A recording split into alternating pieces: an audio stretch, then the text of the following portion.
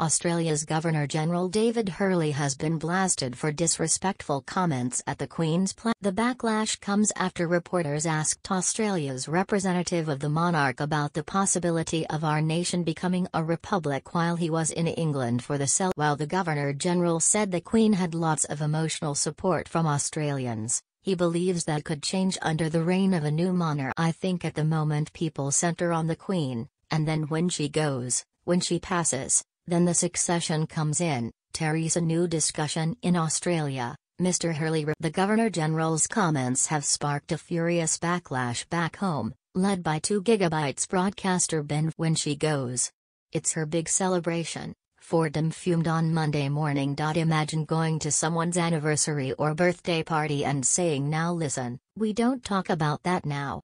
You're over there representing Australia and it hasn't gone down well." Fordham read out several comments from listeners slamming Governor-General Hurley's disrespectful remarks. While he may be correct, it was a bizarre comment to be making during this very important celebration. We shouldn't be talking about the Queen passing away when she's well and truly alive. The conversation about Australia ditching the Queen and becoming a republic has reignited after Prime Minister Anthony Albanese last week appointed Matt Thistlethwaite as the Assistant Minister for the. Last week, Mr. Thistlethwaite said the twilight years of Queen Elizabeth's reign are an appropriate time to reignite. "I'd like to congratulate the Queen on her Jubilee and her reign. I think she's been a fantastic monarch and leader of the Commonwealth," he told Sky News. "But as she comes to the twilight of her reign, I think Australians are naturally beginning to ask themselves what comes next for Australia. Do we want King Charles, or are we mature enough or independent enough to look to appoint one of our own as our head of state?"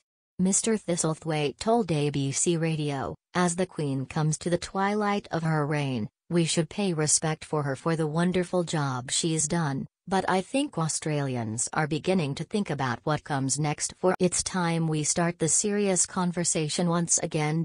And looking to have one of our own as our head of state, to recognize that independence and maturity going forward." However, Fordham said the timing of his comments was inappropriate. "This is a time for celebration. Focus on the good things, the party, her achievements and record," he said. Fordham said he had no problem with the renewed discussion about Australia's future in the "Let's have the debate at the appropriate time," he said. "I think anyone with any degree of decency would appreciate this isn't an appropriate time." The Prime Minister has previously spoken of Australia becoming a republic and has said the change was inevitable, but he did not mention his thoughts on the issue during his 6-week election campaign. His government plans to hold a new referendum on becoming a republic if the party wins a second term in office in 20. Mr. Albanese presided over the renaming of Canberra's Aspen Island to honour the Queen's Platinum Jubilee on Saturday. The artificial landmark is situated on the southeastern side of Lake Burley-Griffin within a ceremonial precinct known as Parliamentary Triangle. Now formerly known as Queen Elizabeth II